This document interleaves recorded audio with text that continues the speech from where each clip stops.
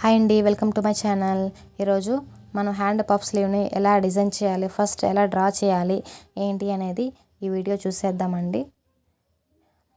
ఈ వీడియో ఎక్కడ స్కిప్ చేయకుండా ఫుల్ వీడియో చూస్తే మీకు చాలా బాగా అర్థమవుతుంది.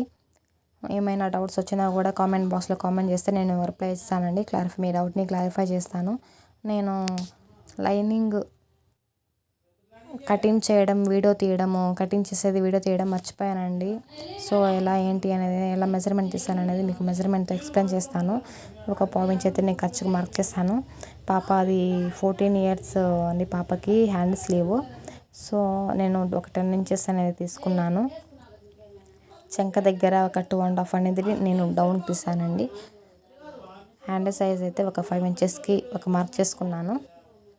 చంక లూజ్ అయితే 7 ఇంచెస్ ఉంది. చంక లూజ్ ఒక 7 ఇంచెస్ ఉంది.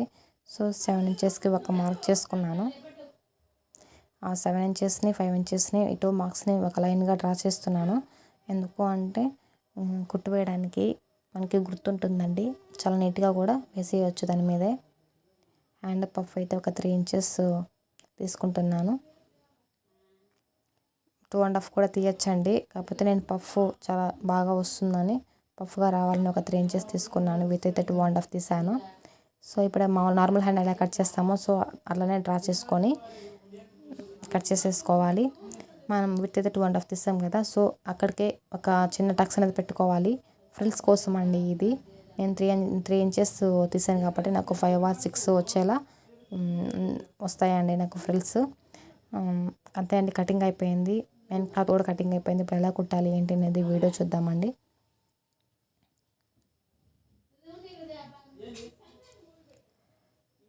మెయిన్ క్లాత్ అయితే రాంగ్ సైడ్కి తిప్పి దానిపైన లైనింగ్ పెట్టారంటే, ఒక టాప్ స్టిచ్ చేసారంటే చాలా నీట్గా ఉంటుందండి. 2 చేతులతో సర్దుకుంటూ జరుపుతూ చిన్నగా కుట్టు వేసుకోండి. ఎక్కడ గూడ రాకుండా, లూజ్ రాకుండా ఉంటుంది.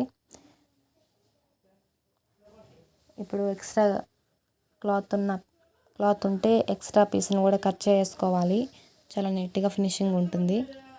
ఇప్పుడు మనం టక్స్ కోసం, ఫ్రిల్స్ కోసం టక్స్ పెట్టుకున్నాం కదా, ఆ టక్స్ దగ్గర చిన్న టక్స్ పెట్టుకొని ఇప్పుడు ఫ్రిల్స్ ఎలా పెట్టాలి ఏంటి అనేది నేను స్క్రూ డ్రైవర్తో మీకు చాలా నీట్గా ఎక్స్ప్లెయిన్ చేస్తున్నాను. నేను పెట్టినట్టుగా చూసి మీరు కూడా ట్రై చేయండి. చాలా నీట్గా, చాలా బాగుంటుంది.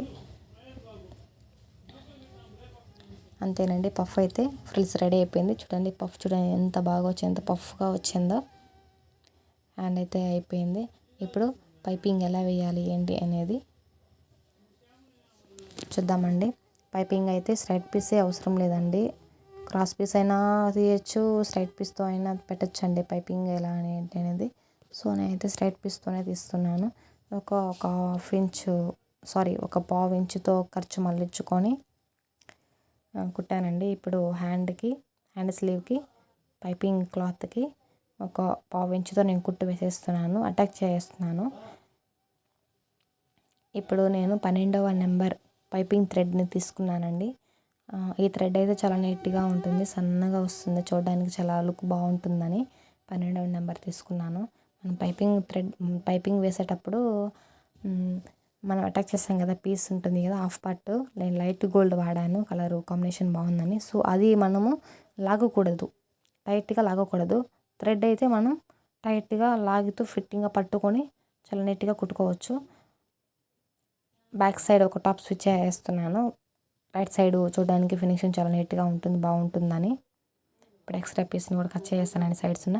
చూసారు కదా హ్యాండ్ పఫ్ ఎలా ఉందో, అట్లనే పైపింగ్ కూడా ఎలా మనం డిజైన్ చేస్తామో ఇలా మీరు కూడా ట్రై చేయండి, చాలా బాగుంటాయి. ఇలా మరిన్ని వీడియోస్ రావాలంటే కొత్తగా వచ్చిన మా ఛానల్ సబ్స్క్రైబ్ చేయండి, లైక్ చేయండి, షేర్ చేయండి.